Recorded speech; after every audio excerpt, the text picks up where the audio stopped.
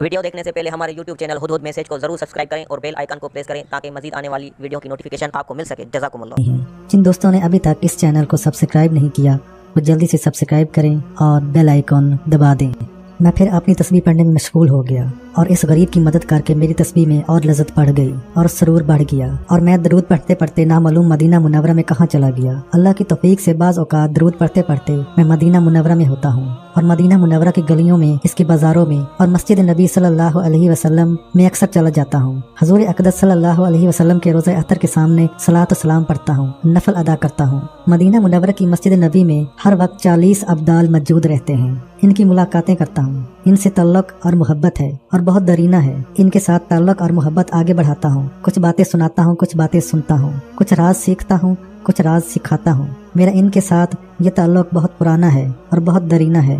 एक दफ़ा मुझे मस्जिद नबी सल्लल्लाहु अलैहि वसल्लम में हज़रत खिज़र अलैहिस्सलाम मिले। अक्सर मेरी आप अलैहिस्सलातु वस्सलाम से मुलाकात होती रहती है तो मुझसे फरमाने लगे कि ये बताओ कि रोज़ा अतर के इर्द गिर्द कितनी नहरें बहती हैं। मैंने पूछा जी आप अलैहिस्सलाम ही बता दें, बजाय ऐसे कि ये सवाल मैं आप अलैहिस्सलातु वस्सलाम से करूं। आप अलैहिस्सलाम मुझसे कर रहे हैं। फरमाने लगे आपसे इसलिए कर रहा हूँ कि आप ये सवाल मुझसे करें और मैं फिर आपको बताऊं। मैंने बोला हुज़ूर ज़रूर बताएं। फरमाने लगे रोज़ा अतहर के इर्द गिर्द जन्नत की नहरें बहती हैं और वो नहरें ऐसी हैं कि इसका कतरा अगर पूरी दुनिया के समुद्र में डाल दिया जाए तो समुद्र मीठा हो जाए और इंसान पी ले तो इंसान को क़यामत तक प्यास न लगे। और अल्लाह के हबीब सल्लल्लाहु अलैहि वसल्लम के रोज़ा अतहर के इर्द गिर्द वो जन्नत की नहरें बहती हैं। आम अक्ल इंसान इन्हें नहीं देख सकती।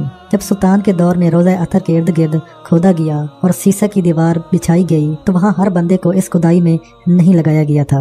बड़े बड़े मुहद्दिस उलमा और बड़े बड़े फ़क़हा और अहले अल्लाह को इस खुदाई में लगाया गया और सुल्तान ने खुद इसकी निगरानी की थी। इस वक्त वो नहरें सामने आई। इस वक्त वो नहर अपने पूरे जोबन के साथ और पूरी मिठास के साथ और नहरों की सारी शाखें सामने आई। लेकिन चूंकि उलमा में, बुजुर्गों में, मुहद्दिसीन में वो लोग इसको जानते थे इसलिए उन्होंने खामोशी इख्तियार की और इसका कोई इजहार न किया।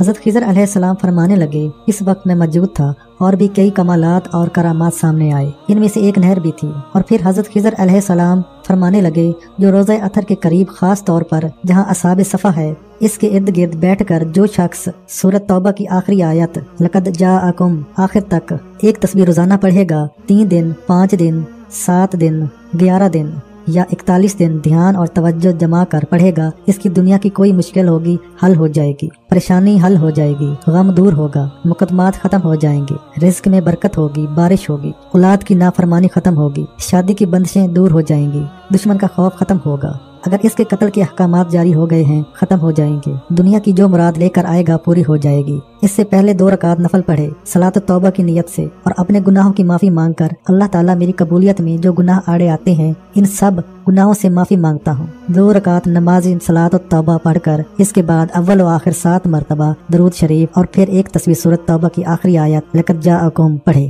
और हज़रत खिज़र अलैहिस्सलाम फरमाने लगे ये चीज़ मैंने आज तक जिसको बताई है और जिसने भी की है अल्लाह पाक ने इसका हैरत अंगेज कमाल दिया है। मैंने हज़रत खिज़र अलैहिस्सलातु वस्सलाम से सवाल किया कि अल्लाह के नेक बंदे जो शख्स मदीना मुनव्वरा नहीं आ सकता और इसकी तौफीक भी नहीं है या फिर ऐसे लोग भी हैं जिन्होंने एक दफ़ा हाजिरी दी और फिर हाजिरी की तौफीक नहीं मिली, वो तो इस सादत से महरूम रह जाएंगे। इसके बारे में आप क्या तवज्जो फरमाते हैं? तो हज़रत खिज़र अलैहिस्सलातु वस्सलाम फरमाने लगे लगता यह है कि आपको उम्मत के लोगों का बड़ा दर्द और गम है। मैंने इनसे अर्ज किया ऐसे ही समझें। फरमाया ठीक है, इसके लिए फिर आपको एक हल बताता हूँ। जो मदीना मुनव्वरा में हाजिरी दे सकें ठीक, वरना ना आ सकें तो मदीना मुनव्वरा में मस्जिद नबी शरीफ की हाजिरी की नियत और असहाबे सफ़ा की इस जगह की नियत करके ये अमल कर लेंगे तो इंशाअल्लाह वो भी ये तासीर पा लेंगे।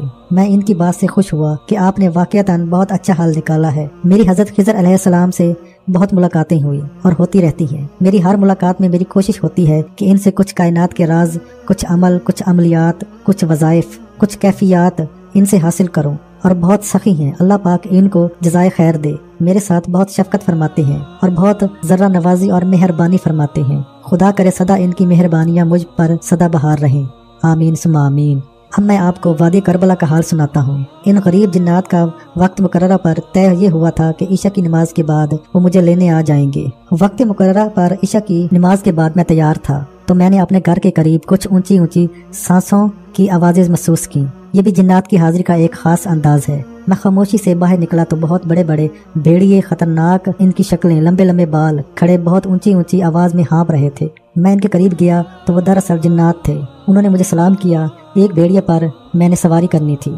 इसकी पीठ इतनी चौड़ी कि खुद जैसे घोड़ा, इसका कद घोड़े से शायद बड़ा होगा। इस पर बेहतरीन किस्म की उन्होंने मसनद सजाई हुई थी। मैं इस पर बैठ गया और मैंने मजबूती से अपने आप को संभाल लिया। इसके बाद वो भेड़िया चलना शुरू हुआ। चलने के बाद उड़ने लगा और ऐसी तेज रफ्तार थी इसकी कि शायद मौजूदा दौर के जहाज की भी रफ्तार तेज न होगी। और सिर्फ मेरे अंदाजे के मुताबिक 10 या 12 मिनट के अंदर हम करबला की वादी में पहुंच गए। वहाँ हर तरफ जश्न था, चहल पहल बहुत ज्यादा। वो एक जंगल था। इस जंगल के अंदर तकरीब मुनक्किद थी। बस सिर्फ इंसान की नजर नहीं देख सकती थी, क्योंकि मैं वो देख रहा था और साथ एक रास्ता था। इंसानों की गाड़ियां आ जा रही थी, लेकिन इनकी तवज्जो इस तरफ नहीं थी, क्योंकि इन्हें नजर ही नहीं आ रहा था। मैं गया तो इन्होंने बहुत भरपूर इस्तकबाल किया। एक कालीन बिछा हुआ था, इस पर बैठाया। गरीब लोग थे, अपनी हैसियत से बढ़कर इन्होंने इंतजाम किए हुए थे। मुझे गरीबों के पास जाकर खुशी हुई, फिर वादी करबला में जाकर अलग खुशी, फिर इस सरजमीन पर जहाँ शहादत हजरत हुसैन रजी अल्लाह ताला अन्हो का वो अलमनाक मंजर। लेकिन इन सारी कैफियतों में मैं खोया हुआ था और मेरे अंदाजे में वो क्या मंजर होगा जब हजरत इमाम हुसैन रजी अल्लाह ताला अन्हो और काफिला हजरत हुसैन रजी अल्लाह ताला अन्हो वो लोग यहाँ होंगे और हर तरफ अहले बैत का खून होगा, अहले बैत की भूख होगी, अहले बैत की प्यास होगी, अहले बैत का गम होगा। और एक तरफ जालिमों की रस्सी ढीली और एक तरफ काफिला आले रसूल सल्लल्लाहु अलैहि वसल्लम की परेशान हाली। ये सारा मंजर मेरे सामने था तो मेरी आंखों में आंसू आ गए। अचानक मुझे ख्याल आया कि मेरी आंखों में आंसू क्यों आए। तो फिर अंदर से एक आवाज आई, अहले बैत की मोहब्बत में आंसू आना भी नेकी होती है। अगर वो सच्चे हों तो अहले बैत रिजवानुल्लाह अजमईन की मोहब्बत ईमान का हिस्सा है और इस्लाम का हिस्सा है। मैं इन्हीं ख्यालों में गुम था तो अचानक इनमें से एक बड़े बाबा जी मेरे पास आए और कहने लगे, जी आप निकाह के लिए तशरीफ ले आए। मैं उठा। इनकी 3 बेटियां थीं और एक बेटा। एक एक करके मैंने इनका निकाह पढ़ाया और इसके बाद इन्होंने खजूर बांटी। सादा से बर्तन थे और सादा से खाने, लेकिन इन सादा से बर्तनों और सादा से खानों में क्या कमाल लज्जत भरी हुई थी और कमाल जायका भरा हुआ था। दिल आया कि खाता ही चला जाऊं। एक तरफ इनका खलूस और एक तरफ इनकी मोहब्बत। अचानक मुझे ख्याल आया कि इनमें से ऐसे लोग तो अब भी होंगे जिन्होंने वाक़या करबला को आंखों से देखा होगा। ये ख्याल आते ही मैंने अपने मेजबान से कहा कि आपके पास यहाँ बड़ी उम्र के ऐसे लोग मौजूद हैं क्या जिन्होंने वाक़या करबला को अपनी आंखों से देखा। कहने लगा, हाँ बिल्कुल हैं। मैंने कहा, कहाँ हैं? कहा, इसी तकरीब में बैठे हैं। मैंने इनसे कहा, आप इन्हें इकट्ठा करें और बुलाएं। वो कहने लगे कि इस वक्त जितने हो सके। मैंने कहा, हाँ जितने हो सके। 6-7 लोग थे ऐसे बूढ़े, इनमें 2 खवातीन थीं और कुछ मर्द थे। वो करीब आए, बाकियों को पीछे कर दिया। मैंने इनसे कहा कि मुझे वाक़या करबला का सारा नक्शा बताएं। मैंने एक बहुत बूढ़े शख्स की तरफ इशारा किया। कहने लगे, आपका हुक्म सर आंखों पर, लेकिन मैंने जो नक्शा आंखों से देखा है वो मैंने आज तक ज़बान से पूरा बयान नहीं किया। मेरी जुरात नहीं होती है, मैं कर नहीं सकता। मेरी जुरात नहीं होती, मैं कर नहीं सकता। करूं भी तो कैसे करूं? और अगर मैं पूरा बयान करूं या तो मर जाऊंगा या बीमार हो जाऊंगा। अक्सर मैं बहुत अरसा से बीमार रहता हूं। तो मैंने इनसे कहा, आप जरूर बयान करें, आपके गम का इलाज मेरे पास मौजूद है। मैंने एक कागज मंगवाया और कागज पर एक नक्श लिखा और नक्श लिखकर मैंने इनसे कहा कि इसे दाएं मुट्ठी में बंद करके बैठ जाएं। वो कागज का नक्श दाएं मुट्ठी में बंद करके बैठ गया।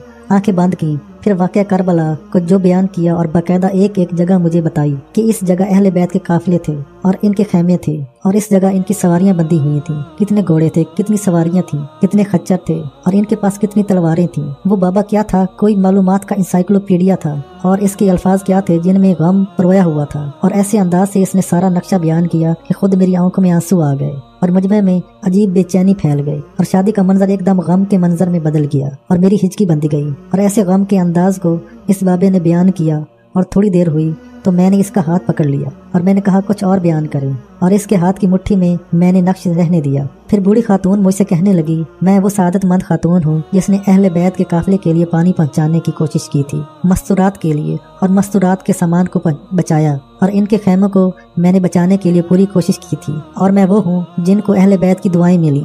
और कहा कि अब भी मेरे पास इनकी दुआओं की बरकत है कि मेरे पास कुछ कंकरियां हैं जो अहले बैत की खवातीन ने अपनी मुट्ठी में डालकर मुझे दी थी और फरमाया था कि ये ले लो, जब भी तुम्हें भूख लगे ये कंकरियां हाथ में ले लेना, तुम्हारी भूख खत्म हो जाएगी, प्यास खत्म हो जाएगी। जब भी तुम्हें तकलीफ हो ये कंकरियां हाथ में ले लेना, तुम्हारी तकलीफ खत्म हो जाएगी। तुम नहीं, जिसको कोई तकलीफ हो, भूख हो, इसको दे दो, इसको भी ऐसा ही हो जाएगा। मैंने पूछा, वो कंकरियां कहाँ हैं? कहा, मैं इसको हर वक्त अपने साथ रखती हूँ, अपने दामन से बांधी हुई थी। मैंने वो कंकरियां हाथ में ली, सूंघी, सुभान अल्लाह, क्या खुशबू थी, क्या नूरानियत थी, क्या बरकत थी। मैंने ख्वाहिश का इजहार किया, इसमें से एक कंकरी मुझे मिल सकती है? तो कहने लगी, मैंने आज तक किसी को नहीं दी, लेकिन ज़रूर मैं आपको दूंगी। और इसमें से एक बड़ी कंकरी उठाकर मुझे दे दी, वो अब तक मेरे पास मौजूद है।